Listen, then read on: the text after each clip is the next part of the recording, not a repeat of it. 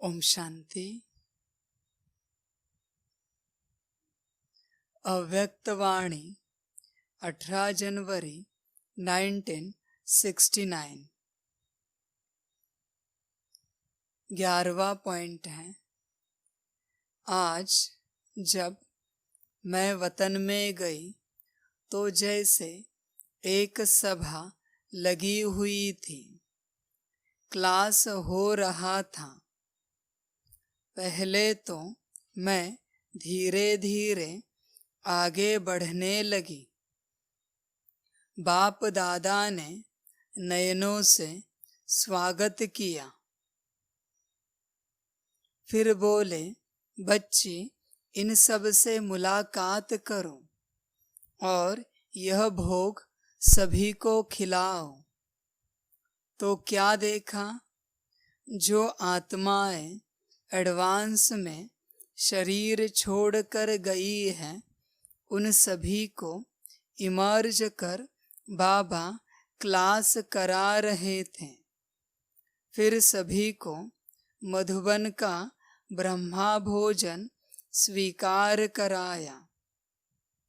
उस संगठन में सभी गई हुई आत्माएं थी। फिर मैंने एक दृश्य देखा। बहुत मकान बन रहे थे और जैसे मकान में जब छत पड़ती है तो उसको बहुत आधार देते हैं। फिर जब सीमेंट पक्का हो जाता है तो वह आधार लकड़ी पट्टी आदि निकाल देते हैं। तो इस तरह मकान बनने की, छत भरने की कारोबार बहुत जोर शोर से चल रही थी। तो मैं इस मकान को देखती रही और बाबा गायब हो गया। बाबा ने यह दिखाया कि मकान बनाने के लिए पहले आधार दिया जाता है, फिर आधार निकाला जाता है। आज जब मैं वतन में गई तो एक सभा लगी हुई थी, क्लास हो रहा था। पहले मैं धीरे धीरे आगे बढ़ने लगी। बाप दादा ने नैनों से इशारा कर स्वागत किया। फिर कहा कि बच्ची इन सब से मुलाकात करो और यह भोग सभी को खिलाओ। तो जो आत्माएं एडवांस में शरीर छोड़कर गई हैं, उन सभी को इमर्ज कर बाबा क्लास करा रहे थे। सभी को इमर्ज कर बाबा क्लास करा रहे थे। किनको? एडवांस पार्टी की आत्माओं को।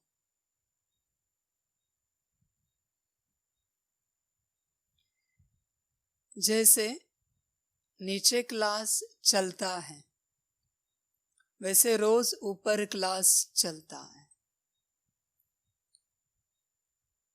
बाबा सभी बच्चों को ऊपर वतन में इमर्ज करता है और शिक्षाएं देता है। क्या करना है, क्या नहीं करना है, आने वाला समय कौन सा है। अब सभी को जो भी सेवा के प्रति, विश्व कल्याण के प्रति नई नई आइडियाज आती हैं, वह सभी बाबा आपके बुद्धि में वतन में डालता है। बाबा खुद आपको इमर्ज कराता है वतन में और आपकी बुद्धि में सारी बातें डालता है कि अभी कल क्या करना है, परसों क्या करना है, आने वाले समय अनुसार क्या करना है, यह सब बाबा बुद्धि में डाल देता है। उस दिन अचानक से आपको लगता है, अरे ये कल्पना कितनी सुंदर है विश्व सेवा के लिए, ऐसे करे तो, वैसे करे तो, और वह बात करते हैं बच्चे, और करने के बाद सफलता मिलती है। तो बात आई कहाँ से? बाबा से। बाबा ने बात को बुद्धि में डाला।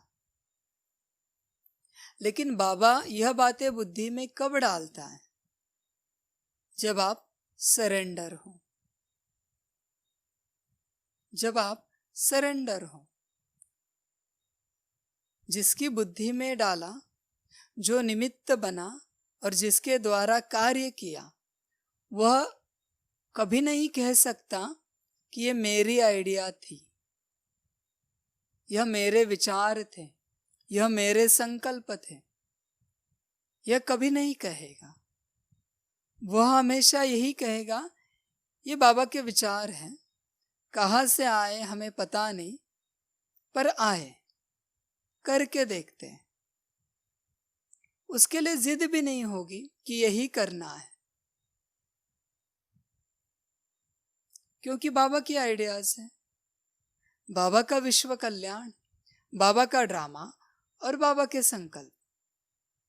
तो निमित्त आत्मा को कभी संकल्प नहीं चलेंगे कि यह मेरे विचार हैं, इस तरीके से होना चाहिए, इस प्रकार से होना चाहिए, यह कभी नहीं चलेगा। क्योंकि कल्पना है, विचार है, ड्रामा अनुसार बाबा के। तो बाबा ऊपर रोज क्लास कराता है। कोई कोई ज्ञानी बच्चे हैं जिनकी वाणी बड़ी प्रभावशाली है,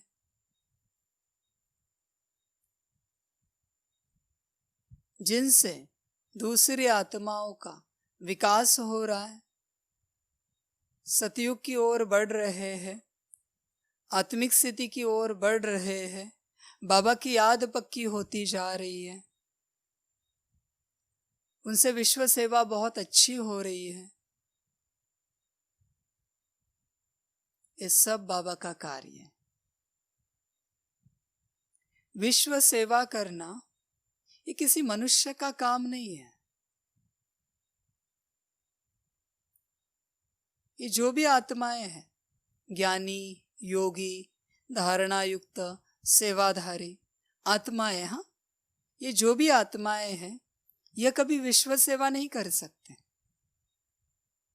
क्योंकि विश्व सेवा करना ये सिर्फ बाप का काम है। उनसे बाबा कराता है, वो करते नहीं। कोई भी कह के दिखाए कि हमने क्लास कराया, हमने सेवा की, हमारी वाणी प्रभावशाली है, हमारे कारण इतनी आत्माओं को जीवदान मिला, हमारे कारण इतनी सारी आत्माएं ज्ञान में आई, हमारे कारण इतनी सारी आत्माओं का उद्धार हो रहा है। बस हिम्मत है तो कोई कह के दिखाए कि हमारे कारण यह हुआ। आप आपका उद्धार नहीं कर सकते। आपको बाप से ज्ञान लेना पड़ता है, आपको बाप से योग सीखना पड़ता है। अब दूसरों का उद्धार कब करोगे? दूसरों को ज्ञान कैसे सिखाओगे? दूसरों को योग कैसे सिखाओगे?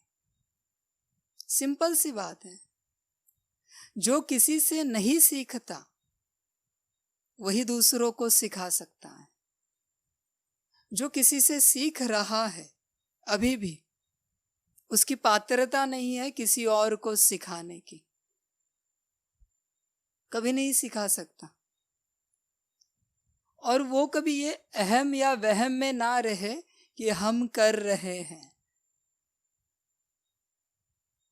जिस दिन हम कर रहे हैं यह बुद्धि में आया, बुद्धि भी गई काम से और आप भी गए काम से। समय नहीं लगेगा। इसलिए जितने भी बाबा के बच्चे हैं, जिनसे बाबा विश्व सेवा कर रहा है, करा रहा है नहीं, कर रहा है, वो सभी निमित्त बच्चे हैं। बाप कर रहा है उनके द्वारा, और उनको रोज बाबा वतन में इमर्ज करके उनके बुद्धि में ज्ञान के, योग के, धारणा के, सेवा के पॉइंट्स डालता है। और खुद बाबा उनसे नीचे बुलवाता है। स्टूडेंट को भले ABCD सिखाए, लेकिन जब टीचर बाजू में खड़ा होता है तभी स्टूडेंट ABCD बोल पाता है। तो बाबा ज्ञान भी देता है, वतन में इमर्ज करके बुद्धि में सारे पॉइंट्स डालता है, ज्ञान, योग, धारणा, सेवा के, और खुद उनसे बुलवाता भी है, बोलता भी है उन बच्चों के द्वारा। इसलिए जहां आत्माओं का विकास हो रहा है, जहां आत्माओं की उन्नति हो रही है, आत्माएं आत्मिक स्थिति की ओर बढ़ रही है, बाबा की याद की ओर बढ़ रही है, विश्व सेवा की ओर बढ़ रही है, वहां बाबा बैठा है, बाबा कर रहा है हर एक बात को। वहां से ये समझ की बात है, बाबा हर आत्मा को चांस देता है क्लास में बैठने का, ऊपर वाले, और नीचे आके उनके द्वारा बहुत अच्छा क्लास कराता है। जिस दिन गलतफहमी हुई कि मैंने बहुत अच्छा क्लास किया, उस दिन से ऊपर का क्लास बंद कर देता है उनके लिए। वो कभी वतन में नहीं आ सकते, बाबा को कभी कोई ज्ञान नहीं देता उनकी बुद्धि में, क्योंकि अहंकार की बुद्धि से बाबा सेवा करेगा तो अहंकार ही तो पैदा होगा किसके अंदर, जिनकी सेवा हो रही है। उनका विकास नहीं हो सकता, उनकी उन्नति नहीं हो सकती। सेवा के लिए बुद्धि बहुत शुद्ध चाहिए, पवित्र चाहिए, तब जाके बाबा सेवा कराता है। तो ये बहुत गहरी बात है कि बाबा ऊपर क्लास में क्या कराता है, हर बच्चे को इमर्ज कराता है, जिन जिन के द्वारा वो सेवा कर रहा है।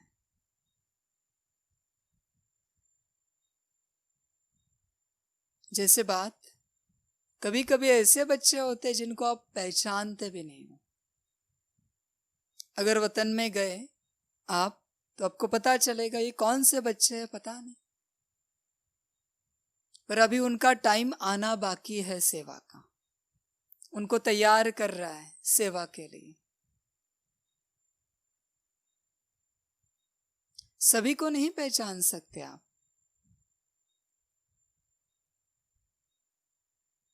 सभी को नहीं पहचान सकते।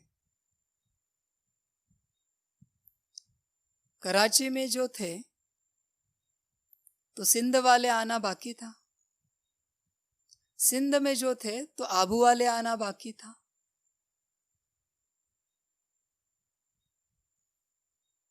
अभी बहुत सारे बच्चे बड़े हैं, कितने बड़े बड़े महारथी आए हैं जो दुनिया को बड़ा बड़ा ज्ञान दे रहे हैं, बाबा तक पहुंचा रहे हैं। तो 30 साल पहले, 50 साल पहले उनका नामो निशान भी नहीं था यज्ञ में, तो उनको बाबा पहले से ऊपर इमर्ज करके तैयार कर रहा था आने वाली सेवा के लिए। कार्य सदा ऐसे ही चला है। बैक स्टेज में क्या हो रहा है ये सिर्फ बाबा जानता है, और बैक स्टेज वालों का पार्ट कुछ समय के बाद खुलता है। ऐसे नहीं होता कभी नाटक में कि सभी एक साथ आ गए स्टेज पर और नाटक शुरू हो गया। भीड़ हो जाएगी। हर किसी का समय है स्टेज पर उतरने का, कार्य करने का, रोल प्ले करने का। समय अनुसार एक एक आत्मा बाहर आती है, समय अनुसार एक एक संगठन बाहर आता है। आदि से लेकर अब तक कितनी सारी महान आत्माओं ने कार्य को कंधे पर उठाया है, बाबा ने उठवाया है, बाबा करा रहा है हर एक से। पर आदि वालों को देखेंगे और अंत वालों को देखेंगे तो अंत में कोई और ही है, आदि में कोई और है।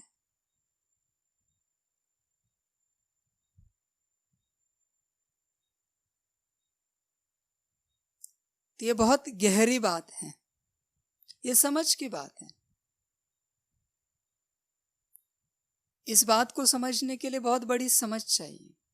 समय बदलता है, समय अनुसार कार्य बदलता है और कार्य अनुसार आत्माएं बदलती हैं। सुना आपने अभी कुछ समय पहले कि समय अनुसार आत्माएं बदलती है, कार्य अनुसार आत्माएं बदलती है। कोई ही आत्माएं होती है जिनके द्वारा बाबा सारे कार्य करता है। जैसे सुना आपने क्लास में कि कोई ही फूल होते जो शमशान में भी जाते और मंदिर में भी चढ़ते हैं, वैसे ये कार्य है। तो बाबा सारी तैयारी ऊपर करता है, हर रोज करता है। उसकी कुछ तैयारियां आने वाले अगले सेकंड की होती है, अगले मिनटों की, घंटों की, दिन की, मास की, या बहुत साल पहले की तैयारी वो बहुत पहले करता है। उसकी लीला अलग है, उसका कार्य अलग है, उसका कार्य करने का तरीका अलग है।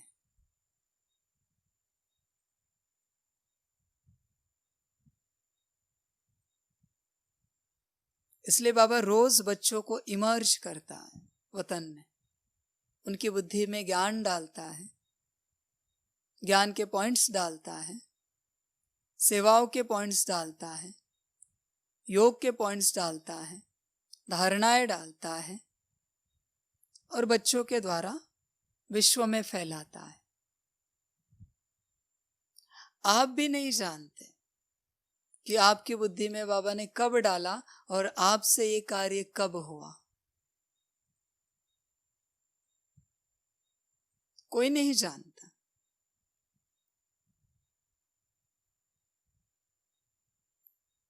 निरहंकारी जो होते हैं वो सहज रीति बोलते हैं कि पता भी नहीं चला कि ये कार्य कैसे हुआ। हमारी तो कोई पात्रता भी नहीं थी ऐसे कार्य को करने की, पर कैसे हुआ समझ में नहीं आया, करने वाले ने कराया।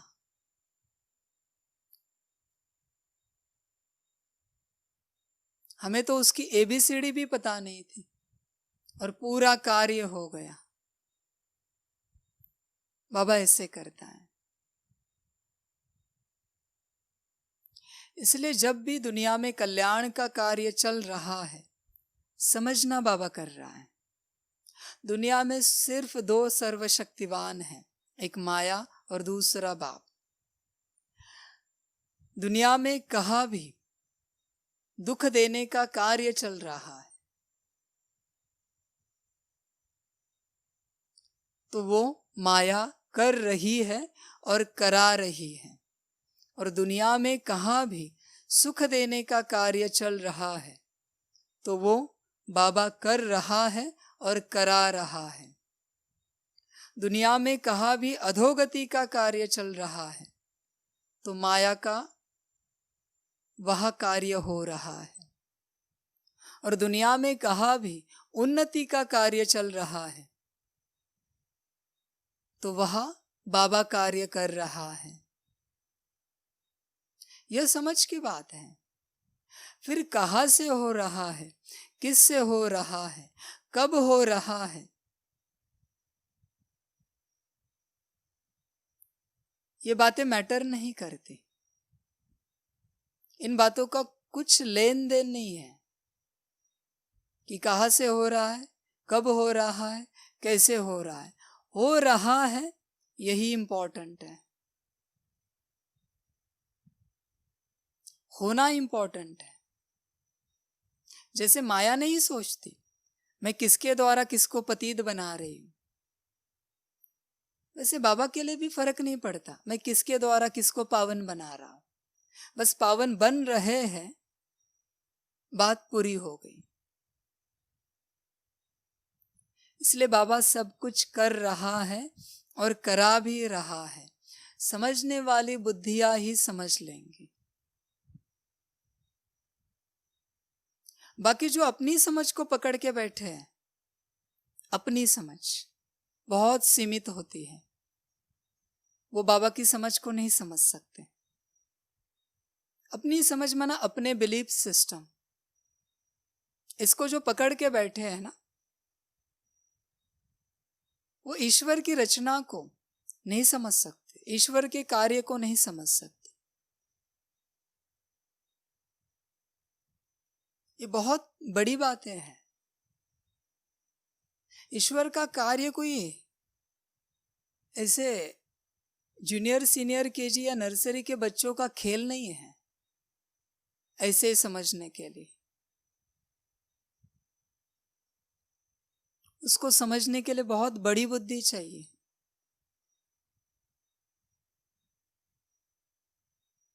बहुत विशाल बुद्धि चाहिए।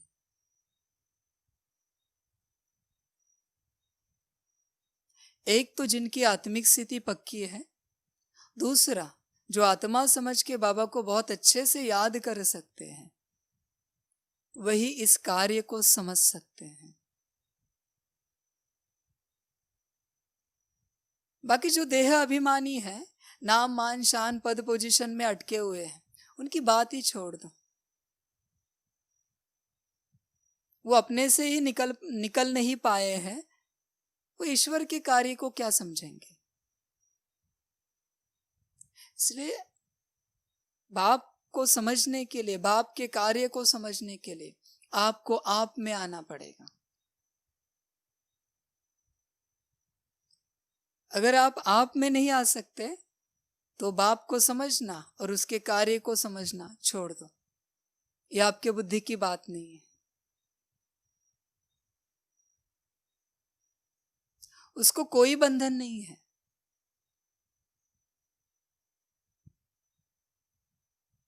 आपकी बुद्धि उसको बंधन में बांधती है।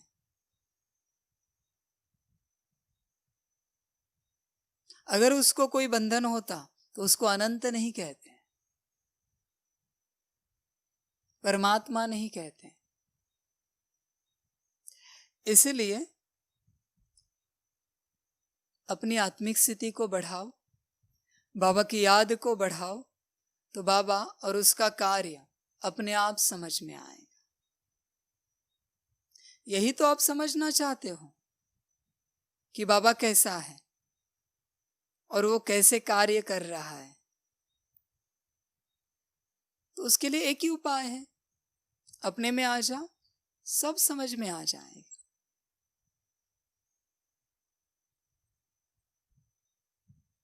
आप आपकी बुद्धि से उसको नहीं बांध सकते कि वो ऐसे ही है, नहीं बांध सकते।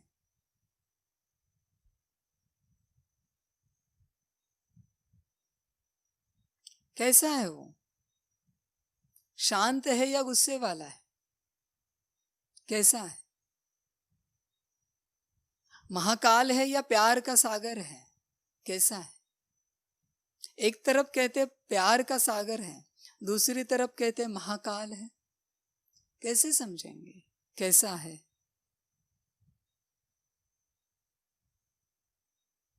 इसलिए दोनों छोर को समझना बहुत जरूरी है।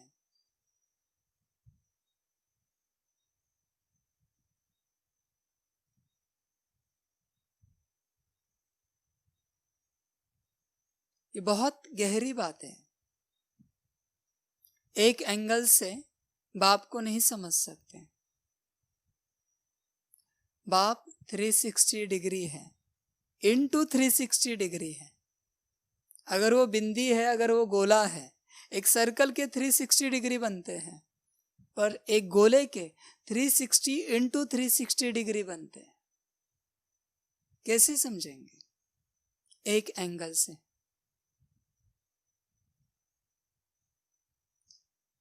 इसलिए कहते हैं कि तेरी लीला अपरम अपार, तेरी गतमत तू ही जाने।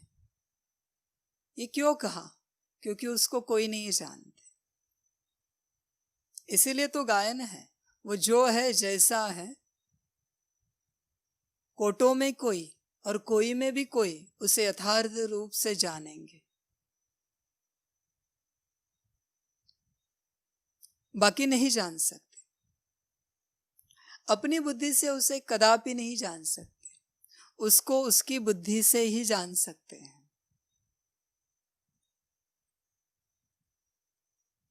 आप आपकी बुद्धि से नहीं समझ सकते उसको, बाप की बुद्धि से ही आप बाप को समझ सकते हो।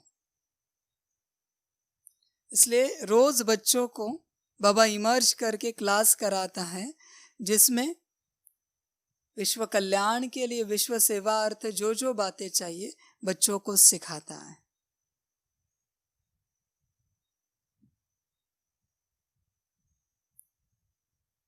बाबा ने यह दिखाया कि मकान बनाने के लिए पहले आधार दिया जाता है, फिर आधार निकाला जाता है।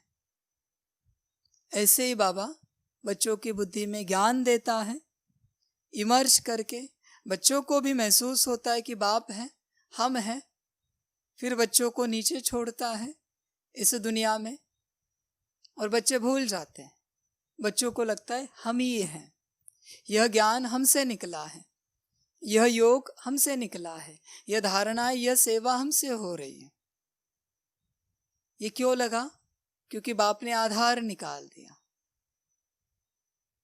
जिनको पता है मैं मेरा कल्याण नहीं कर सकती या नहीं कर सकता, मैं विश्व का कल्याण कब करूंगी, ये ज्ञान जिनको पता है वो हमेशा यही कहेंगे कि विश्व का कल्याण बाबा ही कर रहा है, बाबा ही करा रहा है। ऐसे ही दृश्य देखते यहाँ पहुंच गए। अच्छा, ओम शांति।